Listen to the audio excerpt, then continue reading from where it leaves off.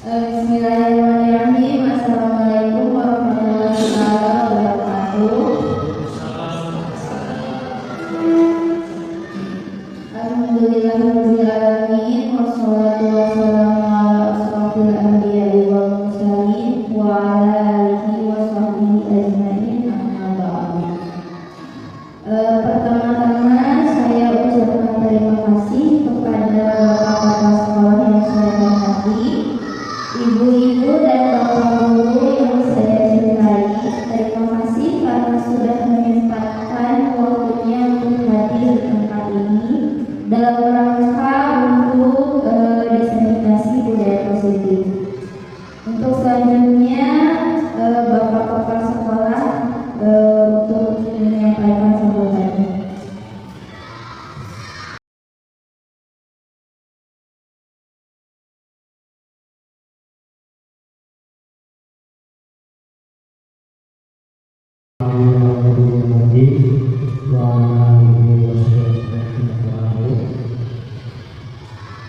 Mari kita panjatkan bersyukur kepada Allah atas kerenannya pada hari ini.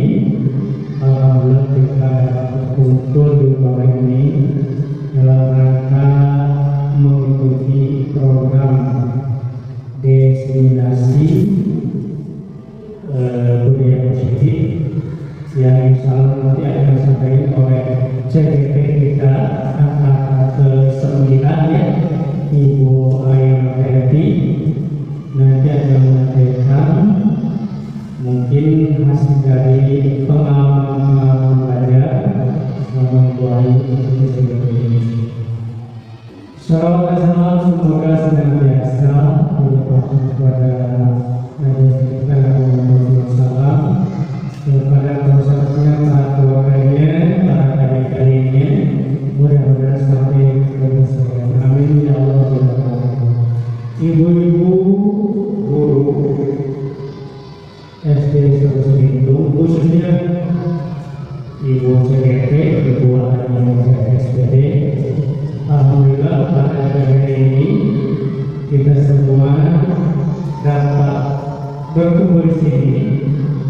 Itu kita akan mengikuti diseminasi budaya positif yang nanti akan disampaikan oleh Ibu Ayu SPD, di mana Ibu Ayu SPD ini adalah salah satu calon guru penggerak angkatan 9. Mudah-mudahan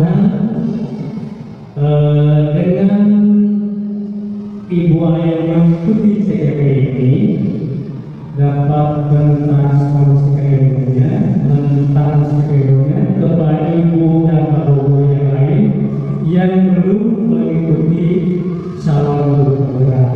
Dan kita doakan mudah-mudahan selama Ibu Ayu mengikuti pendidikan di CGP ini, nanti di akhir mendapat pendidikan dengan lulus, mudah-mudahan lulusan terbaik. Amin ya rabbal alamin.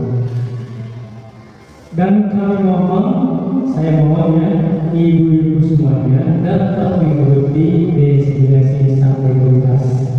Dan harapan kami mudah-mudahan dapat bermanfaat. Mudah-mudahan nanti yang dasar yang berdua ini dapat kita miliki ilmunya, sekaligus dapat kita aplikasikan lagi, disampaikan lagi kepada para peserta didik. Dan juga saya harap mudah-mudahan dari program diseminasi budaya ini bukan cuma ibu dan bapak guru yang nanti menerima ilmunya, tapi juga para peserta kita semua. Itu barangkali yang saya sampaikan. Mudah-mudahan sekali lagi Allah SWT senantiasa melindungi kita semua. Dan secara resmi diseminasi budaya positif di sekolah kita SD Seluruh Bintang secara resmi kami buka. Sekian terima kasih. Wassalamualaikum.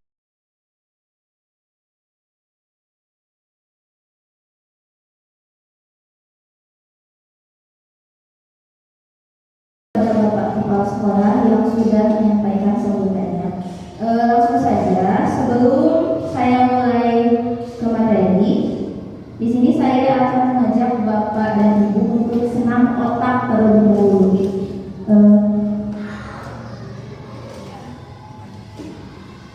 Oke, kita akan senam otak terlebih dahulu ya. Nah, manfaat senam otak ini untuk menyeimbangkan otak kanan dan otak kiri. Mohon Bapak Ibu untuk mengikuti apa yang terlihat di layar.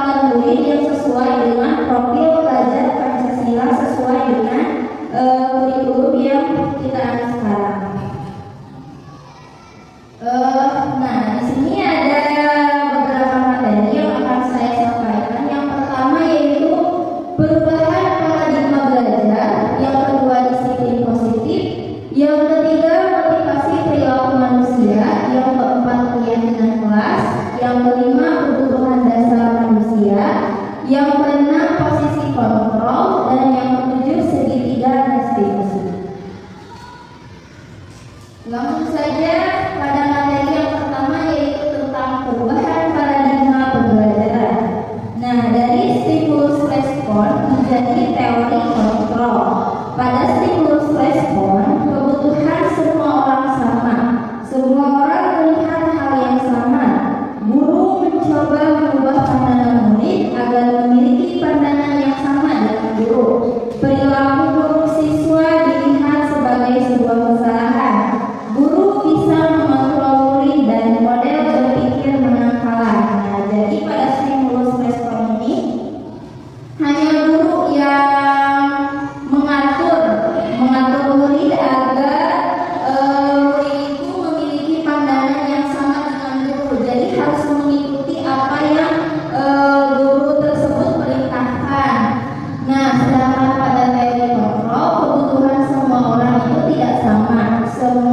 orang memiliki gambaran yang berbeda. Guru berusaha memahami pandangan murid, perilaku murid memiliki tujuan. Guru tidak bisa mengontrol murid dan menggunakan model berpikir yang benar. Nah, ini ada tabel perbedaan antara stimulus respon dan teori kontrol. Pada stimulus respon, kita melihat realitas atau kebutuhan kita sama. Sedangkan pada teori kontrol, realitas kebutuhan kita berbeda. Nah, pada stimulus respon, kita melihat kebutuhan murid itu sama. Jadi bisa mengatakan kebutuhannya. Sedangkan pada teori kontrol, realitas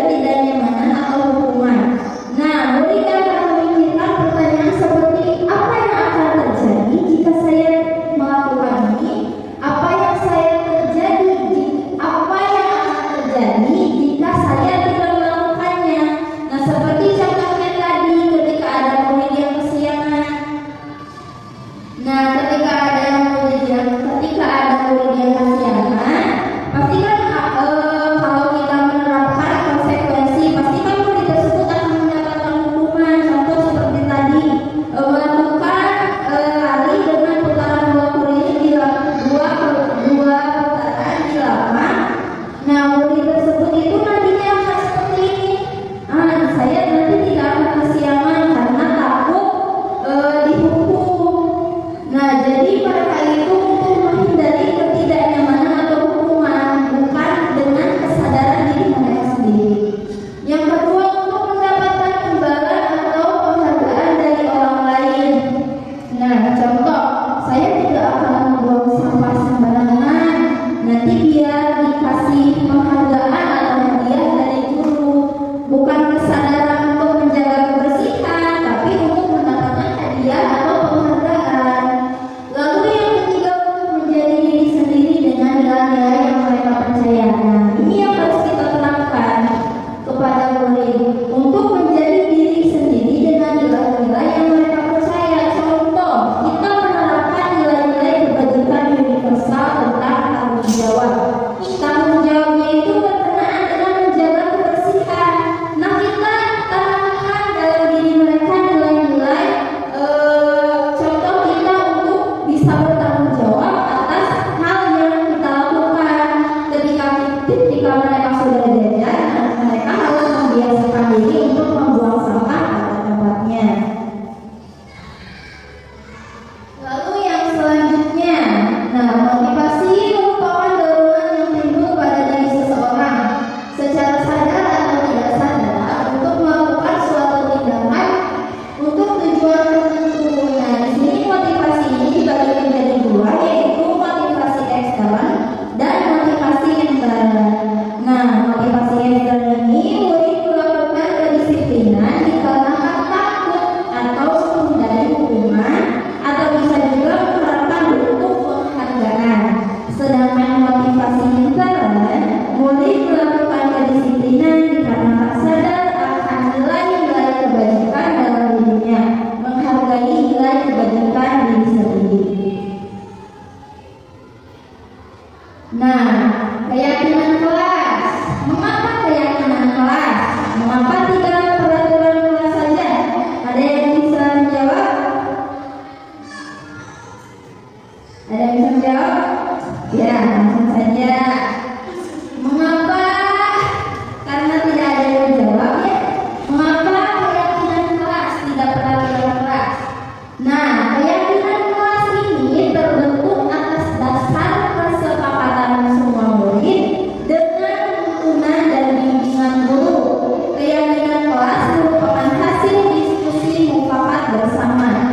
Apa saja yang menjadi aturan yang dikeluarkan, poin apa saja yang dimasukkan ke dalam keyakinan kelas yang dibuat serta apa konsekuensi yang diterima jika kita melaksanakan atau melanggar keyakinan tersebut.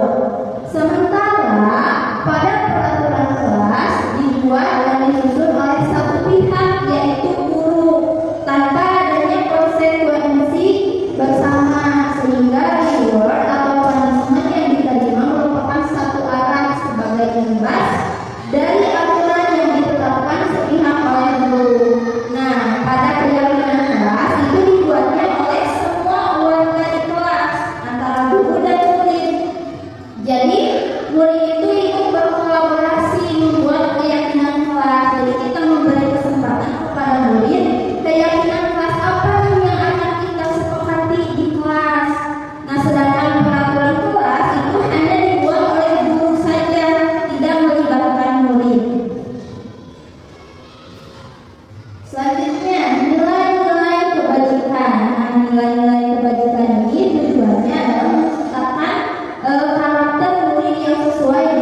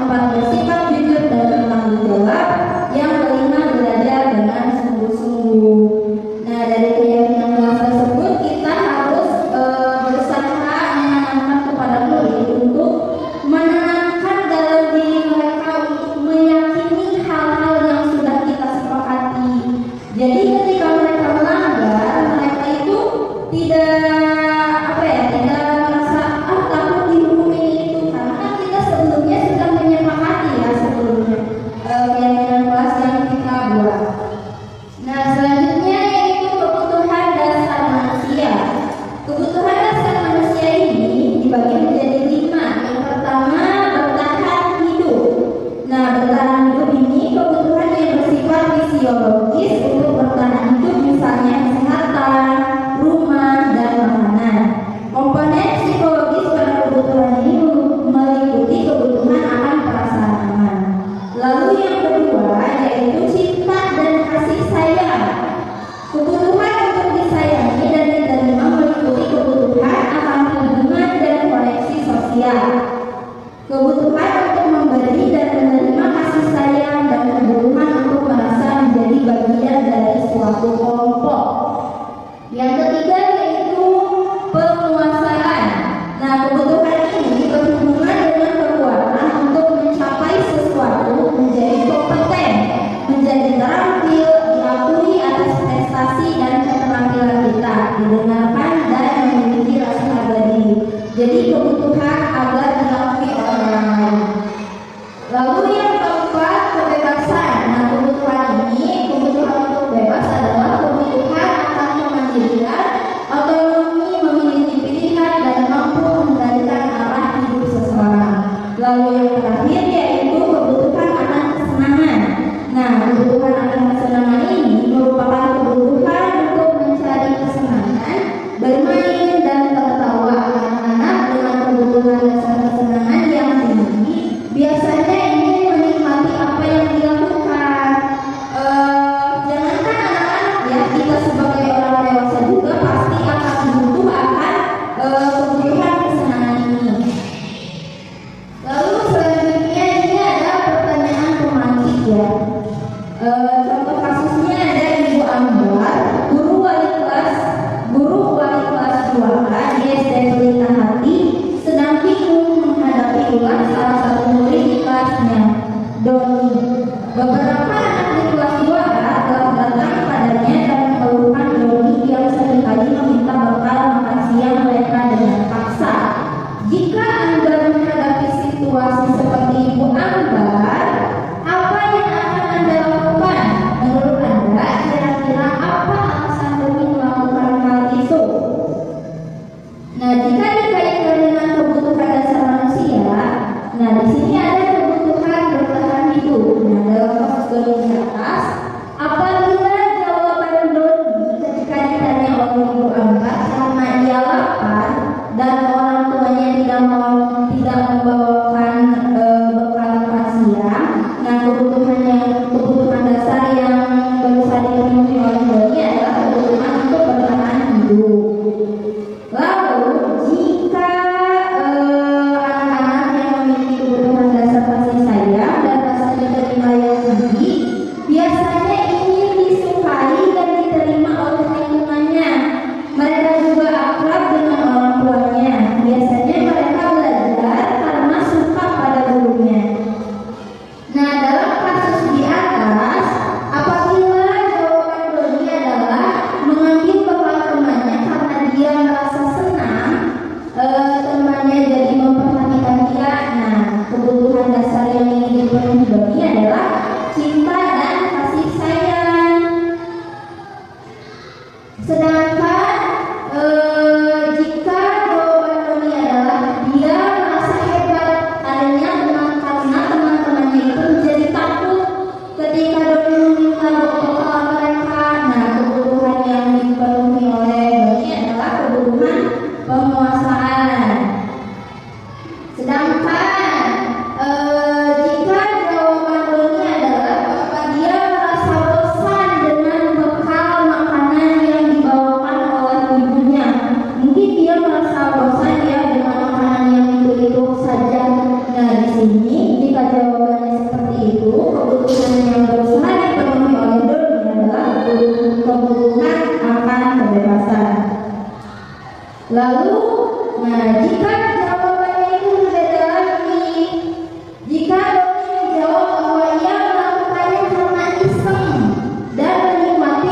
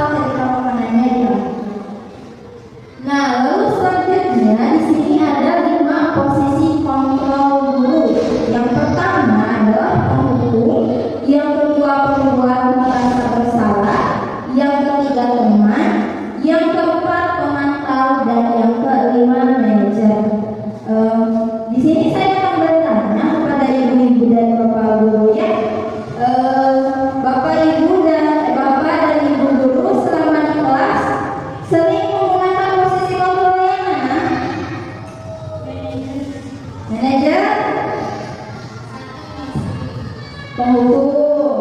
Lalu teman. Bapak mungkin sebagai apa? Mungkin beragam ya. Ada yang masih menggunakan sebagai penghukum, ada yang menggunakan posisi kontrol sebagai teman, ada yang menggunakan posisi kontrol sebagai pemantau, dan ada yang menggunakan posisi kontrol sebagai manajer. Nah, di sini kita akan bahas satu persatu ya. Sebagai penghukum. Nah, seorang penghukum bisa menggunakan hukuman fisik maupun hukuman verbal. Orang-orang yang menjalankan posisi penghukum senantiasa mengatakan bahwa sekolah memerlukan sistem atau alat yang dapat menekan murid-murid lebih dalam lagi. Guru-guru yang menerapkan posisi penghukum akan berkata, patuhi aturan saya, atau awas, kamu selalu saja salah, selalu, pasti selalu yang terakhir selesai. Nah, itu seharusnya tidak boleh dilakukan ya, karena akan berimbas kepada muridnya itu. Jadi mereka itu akan insecure atau tertanam diri mereka itu nilai-nilai apa ya, jadi mereka itu tidak percaya diri akan kemampuan mereka. Kita itu malah bukannya akan memotivasi peserta didik, justru kita akan menjatuhkan mental peserta didik. Lalu yang kedua yaitu posisi kontrol membuat merasa bersalah. Nah, pada posisi ini biasanya guru akan bersuara lebih lembut. Nah, kenapa bersuara lebih lembut? Jadi tujuannya itu agar murid itu merasakan bersalah akan tindakan yang sudah mereka lakukan. Nah, menurut Bapak Ibu ini posisi yang benar atau salah? Posisi yang benar atau salah? Posisi membuat merasa bersalah. Salah ya, karena nah di sini ada beberapa kalimat contohnya. Ibu sangat kecewa sekali dengan kamu. Berapa kali Bapak harus memberitahu kamu ya? Gimana coba kalau orang tua kamu tahu kamu berbuat begini?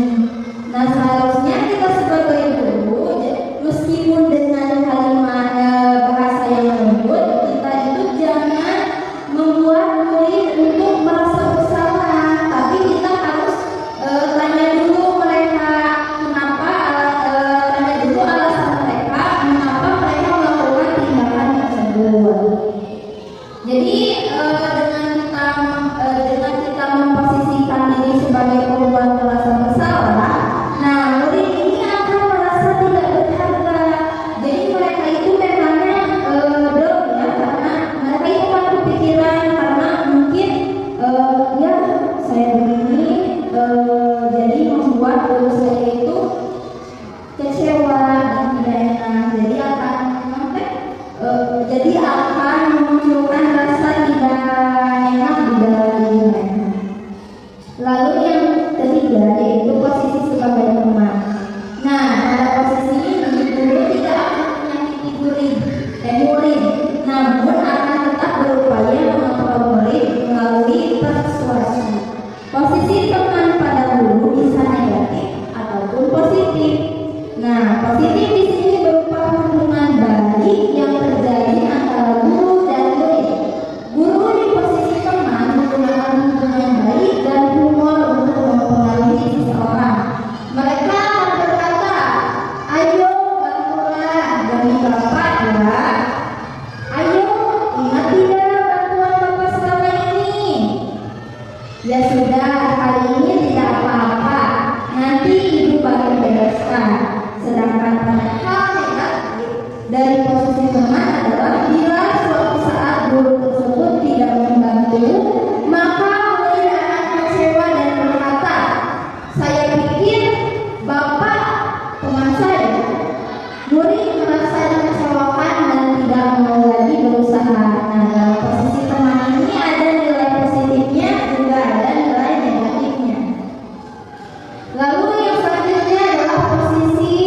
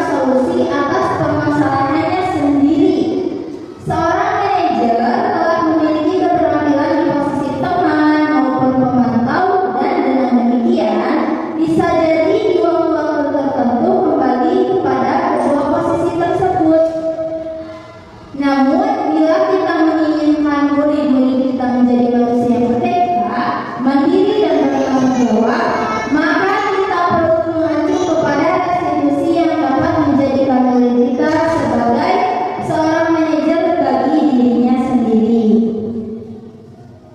Jadi kita mengajarkan kepada murid kita untuk bisa menghandle dirinya sendiri ya, untuk bisa lebih mandiri. Nah, di manajer, murid diajak untuk menganalisis kebutuhan dirinya maupun kebutuhan orang lain. Di sini penekanan kuat pada kemampuan membuat konsekuensi, namun dapat berkolaborasi dengan murid bagaimana memperbaiki kesalahan yang ada. Seorang manajer akan berkata, apa yang kita yakini ini berkaitan dengan keyakinan kelas yang sudah kita buat dari awal. Nah, apakah kamu meyakininya? Jika kamu meyakininya, apakah kamu bersedia memperbaikinya? Jika kamu memperbaiki ini, hal ini menunjukkan apa tentang dirimu? Nah, ini merupakan kalimat-kalimat yang akan dikeluarkan oleh guru dengan posisi kontrol sebagai manajer. Nah, di sini konsep disiplin dengan menggunakan pendekatan restitusi. Nah, penggunaan pendekatan restitusi ini merupakan cara untuk disiplinkan murid. Nah, restitusi ini merupakan sebuah proses untuk menciptakan kondisi bagi murid untuk memperbaiki kesalahan mereka, sehingga mereka bisa kembali kepada kelompok mereka dengan karakter yang lebih kuat darinya. Nah, penerapan disiplin positif melalui segitiga restitusi merupakan suatu tindakan yang memberikan perhatian khusus pada pengembangan disiplin dan tanggung jawab diri dengan pendekatan yang seimbang dan mendukung. Konsep disiplin positif ini menggabungkan ketegasan dengan penghargaan terhadap pertumbuhan pribadi, kesejahteraan emosional, dan motivasi internal. Nah, di sini ada ciri-ciri dari pendekatan restitusi. Yang pertama yaitu menguatkan dan fokus pada solusi. Jadi seorang guru itu tidak fokus pada kesalahan yang murid buat, tapi kita akan fokus pada solusi terhadap tindakan yang sudah mereka lakukan. Yang kedua yaitu fokus pada karakter, tidak fokus ketika ada murid melakukan kesalahan seperti membuang sampah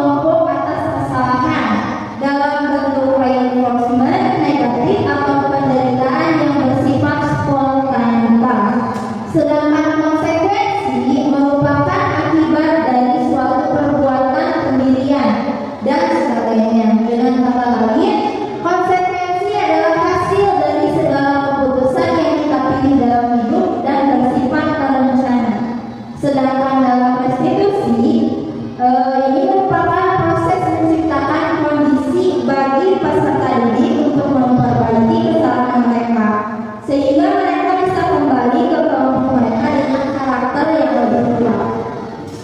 Jadi kalau hukuman itu sifatnya itu spontanitas ya, jadi tidak direncanakan. Contoh Pak Gangan melihat ketika sedang ujian di kelas 6, melihat ada salah satu murid Pak Gangan itu yang mencontek ketika sedang ujian. Nah, di sini Pak Gangan berinisiatif untuk memberikan hukuman kepada murid yang mencontek. Jadi sifatnya itu spontanitas ya dan tidak direncanakan. Sedangkan konsekuensi itu ada perencanaan sebelumnya atau ada kesepakatan sebelumnya. Misalkan jika mencontek ketika sedang ujian, nanti konsekuensinya akan menulis saya tidak akan mencontek lagi sebanyak 100 kali. Nah, itu konsekuensi. Sedangkan pada restitusi ini kita akan melakukan seperti tadi ya, segitiga restitusi, menstabilkan identitas, validasi tindakan yang salah, lalu menanyakan keyakinan. Jadi kita akan mengajak murid tersebut untuk berdiskusi dulu, menanyakan.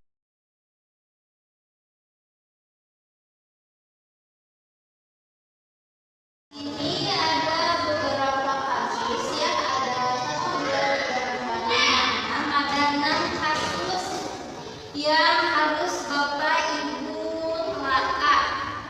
Nah, di sini Bapak Ibu tugasnya adalah menentukan apakah kasus tersebut itu termasuk ke dalam hukuman atau konsekuensi. Nah, di sini saya sudah menyediakan kertas untuk Bapak Ibu, di mana Bapak Ibu nanti akan menuliskan di sini tentang kasus di atas. Di sini apakah kasus ini termasuk ke dalam hukuman atau konsekuensi.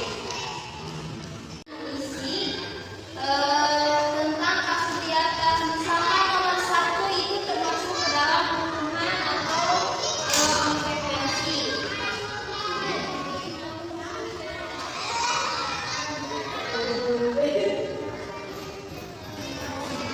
Ya, jadi isinya misalkan nomor 1 itu termasuk hukuman atau konsekuensi, nomor 2 juga sama, dan selanjutnya.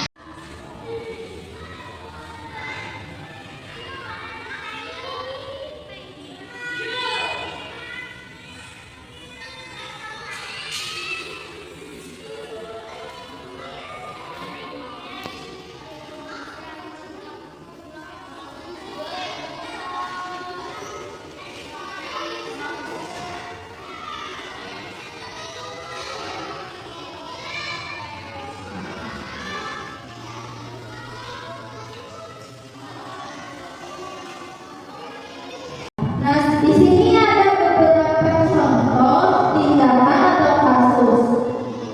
Nah, yang pertama, lari mengelilingi lapangan 10 kali karena terlambat ke sekolah. Ini merupakan hukuman atau konsekuensi?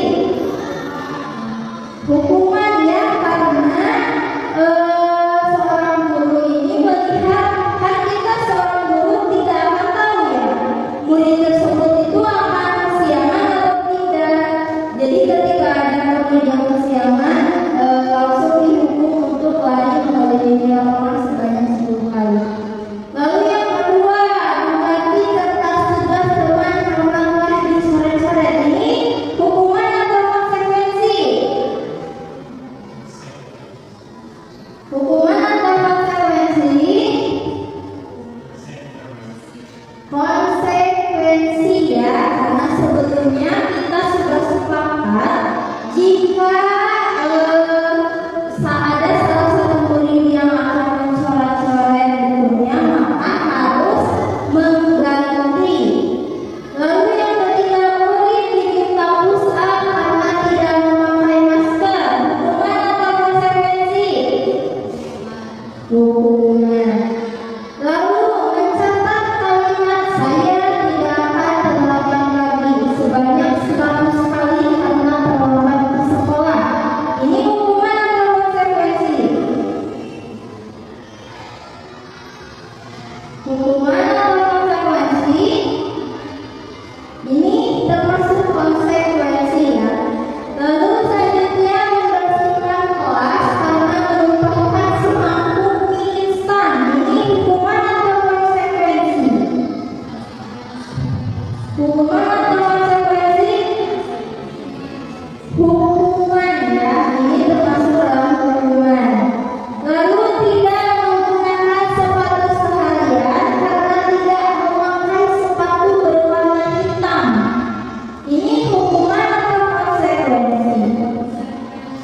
Ya, konsekuensi. Lalu selanjutnya penerapan segitiga restitusi. Nah, di sini ada sebuah video ya tentang penerapan segitiga restitusi dengan kasus membuang sampah sembarangan. Di sini ada saya sendiri ya, ketika melakukan praktik segitiga restitusi.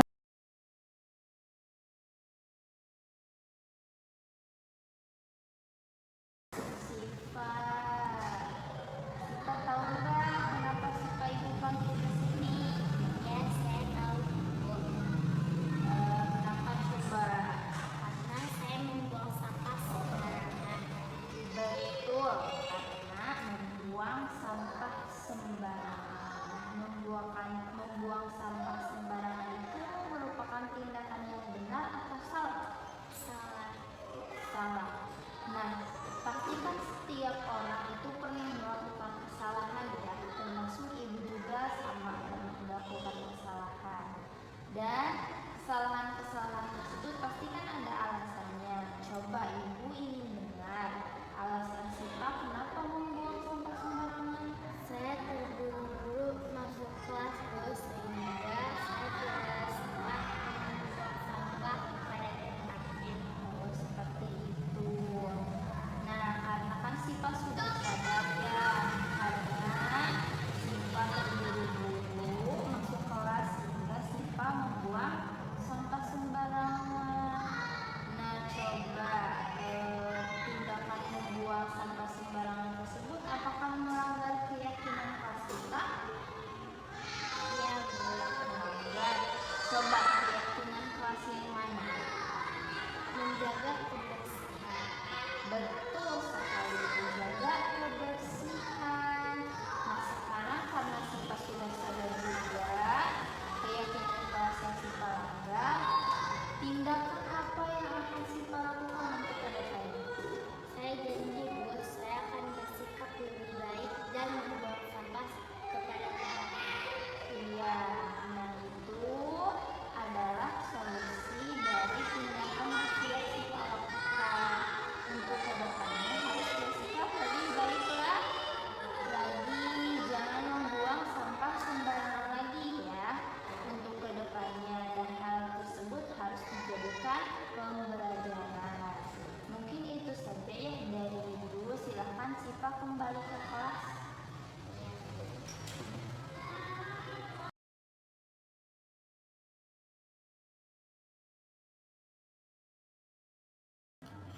Saya Siva dari SDN 1 Cigentung.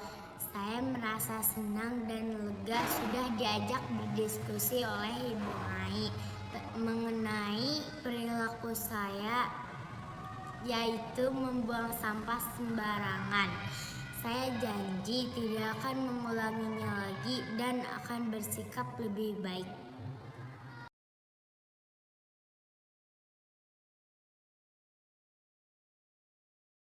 Dari praktik segitiga restitusi yang sudah saya lakukan, di mana dalam praktik segitiga restitusi tersebut kita tidak semata-mata menghukum murid yang melakukan kesalahan, tapi kita panggil untuk melakukan diskusi. Kita tanyakan kenapa mereka melakukan tindakan tersebut, jelaskan alasannya kenapa. Lalu kita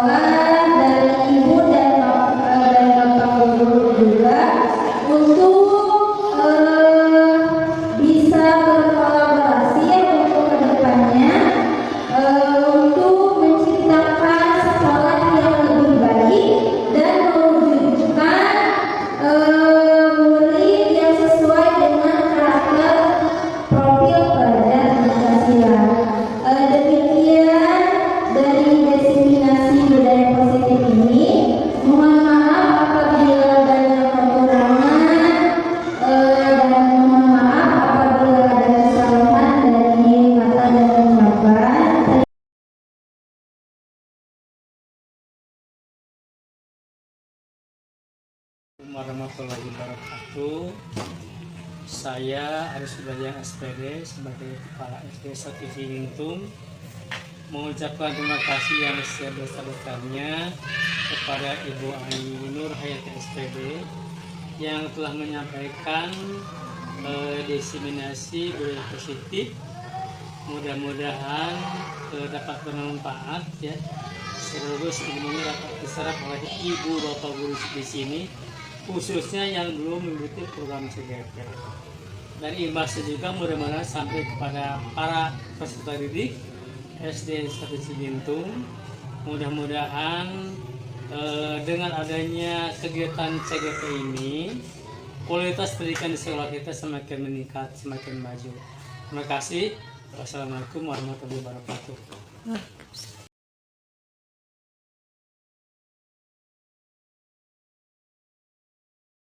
Warahmatullahi wabarakatuh. Saya Akhilina Istiqomah, salah satu dari guru SDN 1 Cigintung, yang dimana tadi terdapat salah satu calon guru penggerak yang bernama Ibu Ani, dan beliau sudah menyampaikan tentang diseminasi budaya positif, dan di mana budaya positif yang beliau berikan dan bagikan kepada kami itu sangat bermanfaat dan sangat penting sekali untuk kami sebagai guru.